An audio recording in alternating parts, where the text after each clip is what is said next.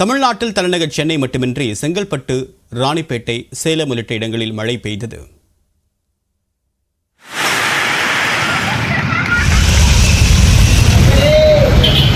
சென்னையில் இரண்டாவது நாளாக மழை வெளுத்து வாங்கியது. நண்பகலில் வெயில் வாட்டிய நிலையில் மாலையில் திடீரென மழை பொழிந்தது.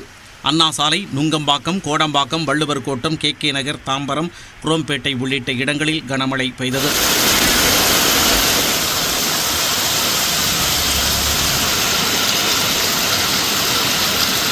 இரும்புலியூர் மேம்பாலத்தின் கீழ் மழை நீரில் மாணவர்கள் கப்பல் விட்டு மகிழ்ந்தனர்.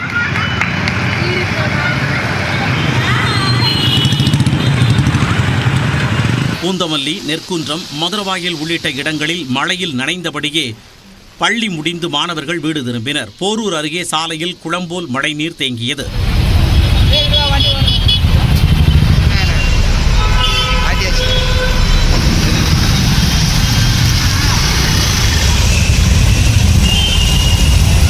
வடசென்னையில் உள்ள திருவொற்றியூர், புதுவண்ணாரப்பேட்டை, காசிமேடு, தண்டையார்பேட்டை, பெரம்பூர், எண்ணூரில் பெய்த மழையால் தாழ்வான பகுதிகளில் மழைநீர் தேங்கியது.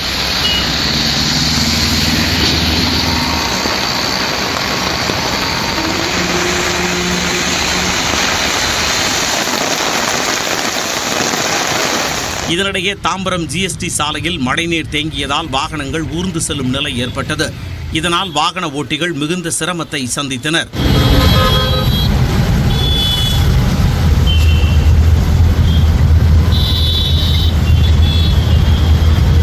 செங்கல்பட்டு மாவட்டத்தில் மதுராந்தகம் மற்றும் அதன் சுற்றுவட்டார பகுதிகளில் பெய்த மழை மண்ணை குளிர்வித்தது.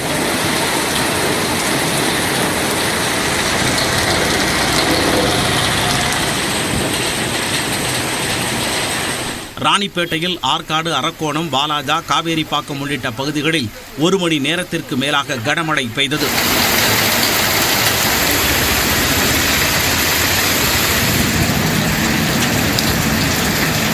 சேலம் மாவட்டம் ஆத்தூர், நரசிங்கபுரம், கொத்தம்பாடி, கல்பகனூர், தென்னங்குடிப்பாளையம், தலைவாசல் உள்ளிட்ட பகுதிகளில் பரவலாக மழை பெய்தது.